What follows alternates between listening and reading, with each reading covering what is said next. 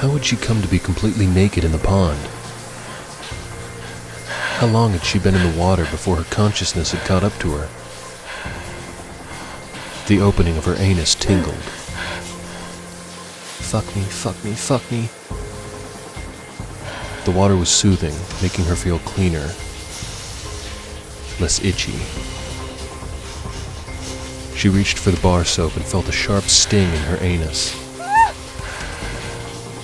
With trembling hands, she reached to her backside, fingertips sliding across her ass cheek toward her opening. She definitely felt something that shouldn't be there. It wasn't alive, though.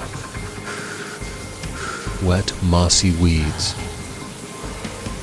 Her heart slowed. She entwined her fingers in the weed and pulled. Shit! She felt the tug. Felt it move from inside her.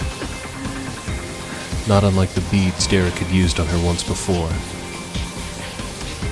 But this wasn't anal pleasure silicone. It was smelly, rancid, slimy fucking pond weed.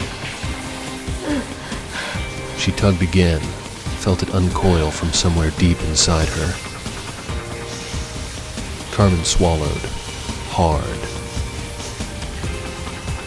An intense disquiet kicked her square in the guts, rocketing bile up her throat. Carmen sprawled forward. Closing her eyes, she grabbed the weed protruding from her ass and yanked. A toy doll with a pull string. Plopping into the water in nasty yellowish clumps. Weeds.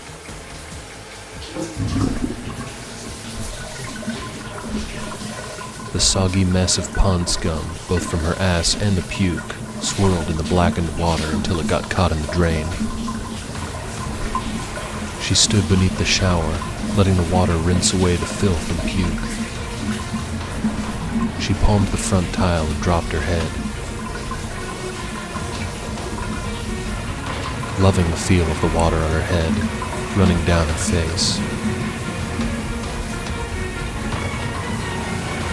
From the garland of weeds stuck in the drain crawled dozens of tiny black bugs.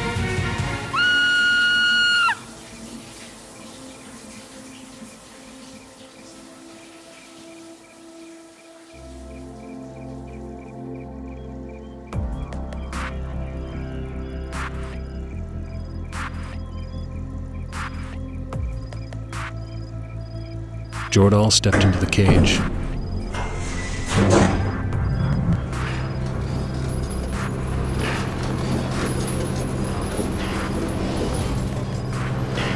Though crafted with the aesthetics of antiquity, the approach still seemed theatrical in, albeit a more sincere and humble styling. The boys working the lift's crank needed muscle and teamwork to work the crank wheel. Well-practiced pragmatism. Jordal admired the rough-hewn structures molded into fine, shapely buildings. The Order wasn't much different than most of the other Paladin factions in their efforts at homage to our ancestral kin. And it was a beautiful sight. Those gold, crude adobe bricks of the wall rose before him. Rough, crude, but raw. Gold sunlight seamlessly rimmed the edges. Yet, with the heaped desert dunes in the backdrop, the wall and the sun, it was sometimes difficult to tell where man and nature differed. The lift came to a clamoring halt. The gate slid open. Jordal stepped from the lift and was immediately surrounded by 3 boys. A boy of short stature and stocky build thumbed. "It's one of them!" He whirled and waddled away and out of sight. A tall boy saluted, a hand above each brow before each hand slid aside, lowered to beneath breast, then slid together, fingers lacing, followed by a curt, proper nod. "Man Weskadan, my tribulations are your tribulations, sir."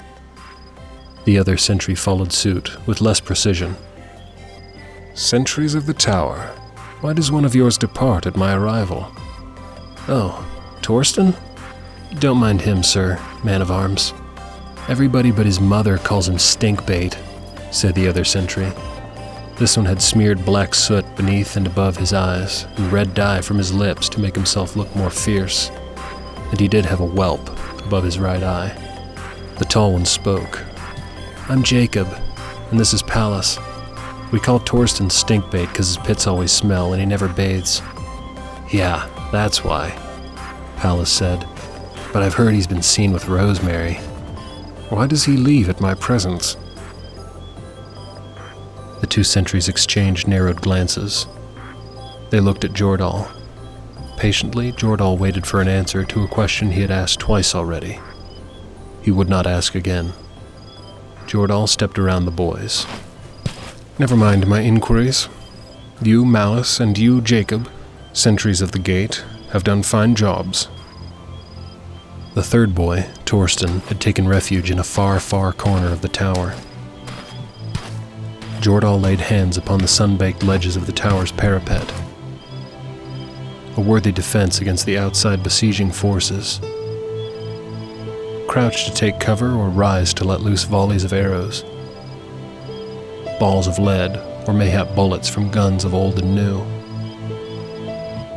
In recent years, not much had laid siege upon this order, nothing beyond the miles and miles of crawling sand and sketchy cacti. Jordal glanced toward the sky in mild amusement. He eyed the silhouette of a vulture. He turned, gazing thoughtfully from behind his tinted shades, and spotted the silhouette of another circling buzzard. He slid his hands along the gritty outer wall. Smoother than expected. Almost rounded. Over there is where he jumped. Jordal turned. He faced a new group. These were not the sentries of the lift. Jordal gave a quick sweep of the battlement. Torsten, stinkbait of the sentry gate, was still at his sulking position in a far corner. "Over there says who?" "I am Captain Callan, sir. Captain Callan of the Prime Cadets, Sword Lord of Abel, sir." 4 other boys stood ready for any orders their captain might give. Green leather pants, jerkins, and matching headbands.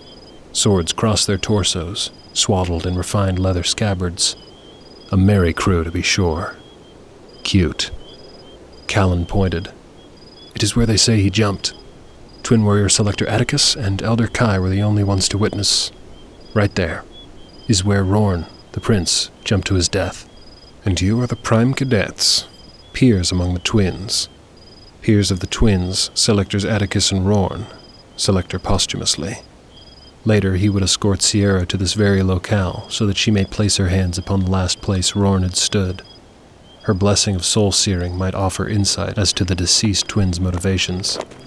I am Noas, Prime Cadet Noas of the Primary Knights of the Order of Abel, blade and soul sworn to the Paladin, sir." Not impressive. Meek at best, scrawny at worst. A face smoothed with immaturity. Perhaps no less than 4 summers ago he'd been among the children who rushed off to engage imaginary quests with wooden swords. Here was the Order's next men of worth, sworn to defend the world against the unorthodox threats unknown to the general world. The Krakens of the deep may not exist, no octopus gods of pre-dawn to rise and conquer the world. But Jordal knew there were things. Things from legends and lores and Bibles of countless known and forgotten civilizations that thrived in the shadows and deepest depths of the world that would rend the minds of most Lamrans to a gibbering pulp of insanity. And what he saw before him in the delicate faces, the undisciplined stances and general haphazardness of this baby-bottomed substitute of Abelite knights, they didn't rank much higher than the average Lamrons of the general world. Pussy-coddled little twits, as Mikhail Savosky would say, with pampers neath their leathers. Did you all train with the twins? No, sir. We did not have Elder Kai as our elder and mentor. Elder Kai. There was his name again. And the Prime Cadet's captain had spoken it with as much bitterness as old man Jasper Mayhatter. That is a shame. Elder Kai is a much revered elder among the Order. He trained the twins, Not us, said Noas. Noas did not speak with that bitter tongue. The one named Noas. You were a friend of the twins. So tell me, what do you make of Rorn's death and claims of Atticus failing his mission? Rorn was the true twin, another boy blurted out. He stepped boldly forward. Short-statured but broad in shoulder, and stiff chops of brown hair clung to his thick neck.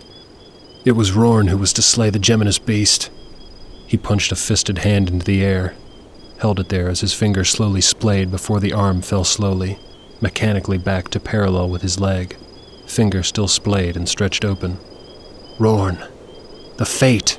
Shut your hole, or I swear, Danzin, on Ebon's nails I'll shut it for you. Let this cadet named Danzin speak freely. You, Cadet Danzin, brim with convictions for the deceased twin named Rorn. Rorn is the true twin. Rorn is the fate. But Rorn is dead. He was the one true twin. The only twin. He was our fate first, and now his fate is our fate too. So says the stars. Then all are doomed. Is that what Cadet Danzin is professing? Don't listen to him. He ain't always been like this, sir. And it ain't him either, sir. Noas is a traitor. A traitor to fate. The stars have spoken. Captain Callan and the other two prime cadets took hold of Danzin, while Noas singled himself from the drama. Traitor. Danzin's words grew fainter as they moved further away. Rorn was the one true twin. The stars have spoken. Kai is the devil in disguise. Kaldric is a fool's trick. Rorn is the fate. I fear it's his parents, Noas said more quietly to Jordal. The Order has become greatly divided, Sir Weskadan, and some, the ones calling themselves the Rornites, believe we are all doomed now with the loss of Rorn, whom they believe was the one true twin, the Satican prince. There are others, too. The Kaldrites will trust in you. The Aconites, because they will trust in the prefect, Warren Kaldric. For he summoned you, thus you must be the promise of Lot's very gospel. Jordal grinned with earnest.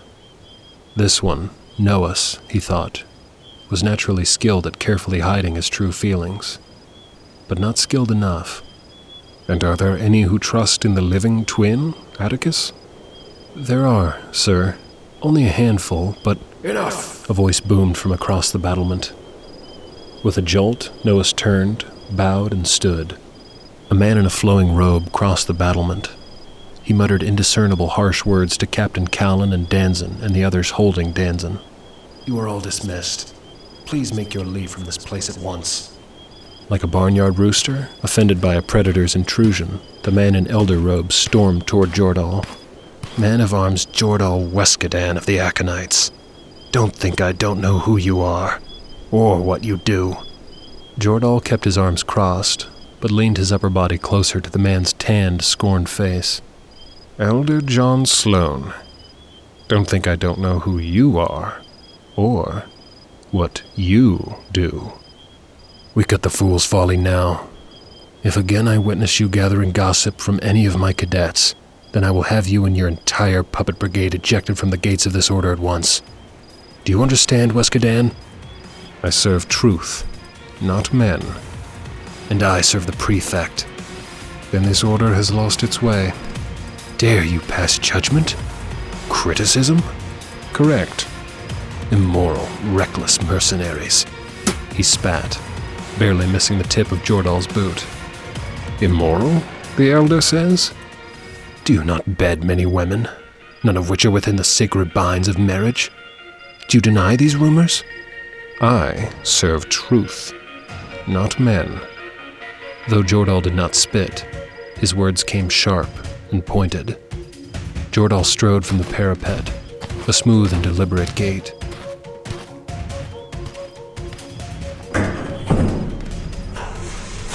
He entered the lift, closed the gate, and watched through the grill as Elder Sloan neared the sentries. Under orders of Prefect Kaldric, do not allow this man re-entry to these battlements. Yes, Elder Sloan. The tall one nodded, his mustache twitching. I will remember you, Elder John Sloan. You Aconites are no more than the outlaws of your origins, hired thugs. and any faction who backs you risks the tainting of their soul.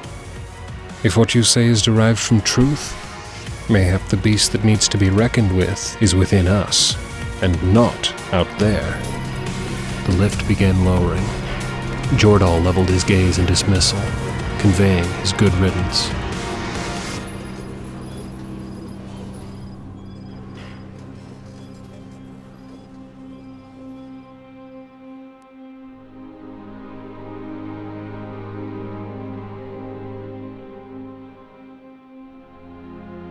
Atticus panned the living room.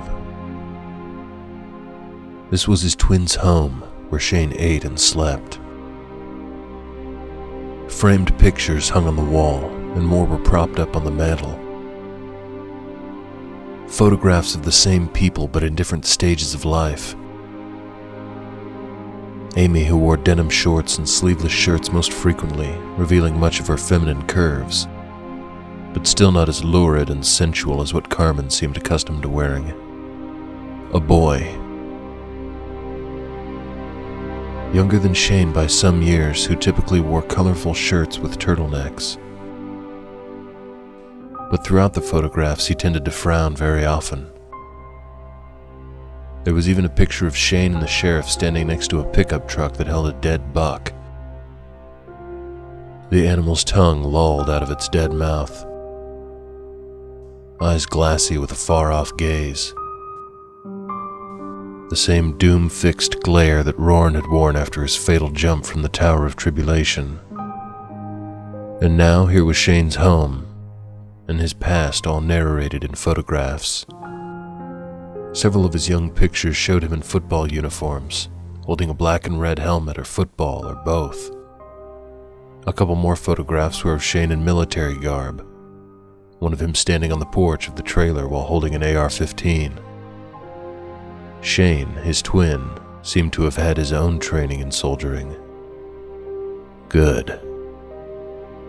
But was the American military and high school football enough to prepare Shane in the way the Order of Abel had prepared Atticus? He could only hope. Because there wasn't time enough to return to the Order so Shane could get proper training. The hourglass was down to its last grains, and there would be no flipping it over. For both their sakes, and for the entire universe's sake, Atticus hoped life had put together a proper training course for Shane. And, if the cosmic universe had any wisdom, adequate warrior skills were bestowed to Shane through genetics, or perhaps natural instincts. In all actuality, though, grave doubts seethed inside of Atticus, and the possibility that him and Shane were the universe's champions just sounded like a cruel and mean joke constructed by a stellar jester.